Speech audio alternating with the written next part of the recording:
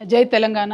ఇవాళ నిజామాబాద్లో పసుపు రైతులు ఉద్యమిస్తున్నటువంటి తీరుని మనం గమనించడం జరిగింది. మొన్న మిర్చి రైతులు అదే తీరుగా ఉద్యమించిండ్రు. కానీ మాటలు చెప్పినటువంటి కేంద్ర రాష్ట్ర ప్రభుత్వాలు ఇద్దరు కూడా మరి రైతులకు ఆదుకోవడానికి ముందుకు రావడం లేదు.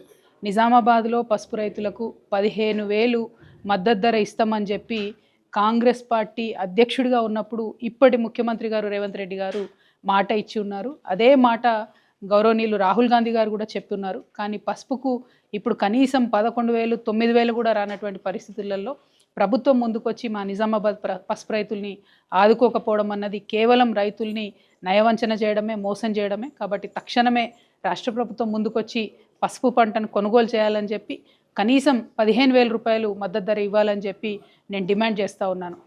అదేవిధంగా పసుపు బోర్డు తీసుకొచ్చామని చెప్తున్నటువంటి భారతీయ జనతా పార్టీ మా ఎంపీ అరవింద్ గారు కూడా మరి ఈ సందర్భంలో కనీసం రైతులను పరామర్శించేటటువంటి పరిస్థితి కూడా కనబడడం లేదు. పసుపు బోర్డు తీసుకొచ్చారు, దానికి చట్టబద్ధత లేదు. పసుపు బోర్డు తీసుకొచ్చినారు, దాంతో పసుపు రైతులకు ఒరిగిందేమీ లేదు.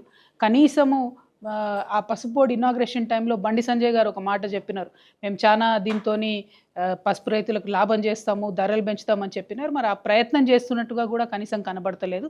సో ఇవాళ కేంద్ర ప్రభుత్వం కూడా ముందుకు రావాలని చెప్పి రైతులను ఆదుకోవాలి, పసుపు రైతులను అని చెప్పి నేను డిమాండ్ చేస్తూ ఉన్నాను. Thank you. జై తెలంగాణ.